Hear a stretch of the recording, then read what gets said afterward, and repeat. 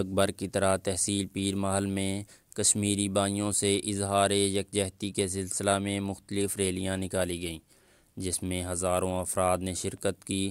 سرکاری سطح پر municipal committee پیر محل میں سیمینار منعقد ہوا، جس میں رکن صوبائی اسمبلی سیدہ سونیا علی رضا شاہ، اسسٹنٹ کمشنر پیر محل مس مرحبا نعمت، ڈاکٹر کشف ریاض اللہ، صدر بار ایسوسی ایشن پیر محل عابد چودھری، حاجی محمد شریف، مرکزی انجمن تاجران کے صدر میاں طارق، رزاق سیال، چودھری عبدالمجید، رانا شفیق Khan, Haji Shafqat Rasool, Mumtaz Daultana, doctor Murtaza Akmal, Rana Muhammad Azam, Imdad Aslam, Mian Asad Hafeez, S H O Chaudhry Faryad Cheema, chief officer Anwar Ahmed سمیت سرکاری محکموں کے افسران، ملازمین، وکلاء، صحافی، سیاسی و سماجی شخصیات، طلباء اور شہریوں نے بھرپور شرکت کی۔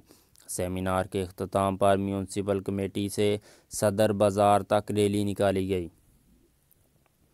دوسری ریلی سول سوسائٹی، سیاسی جماعتوں، تحریک انصاف، مسلم لیگ نون، پیپلز پارٹی، جماعت اسلامی، جماعت الدعویٰ، ممبران پریس کلب کی طرف سے ریلوے پھاٹک سے اللہ والا چوک میں ریلی نکالی گئی، جس کی قیادت سابق چیئرمین میونسپل کمیٹی چودھری خالد سردار، رانا غلام عباس، نعیم اختر جان باز، رانا محمد جمیل، ممبران پریس کلب نے کثیر تعداد میں شرکت کی۔ تیسری ریلی تحریک لبیک پاکستان کے زیر اہتمام لبیک بیت المقدس کشمیر ریلی کا انعقاد کیا گیا۔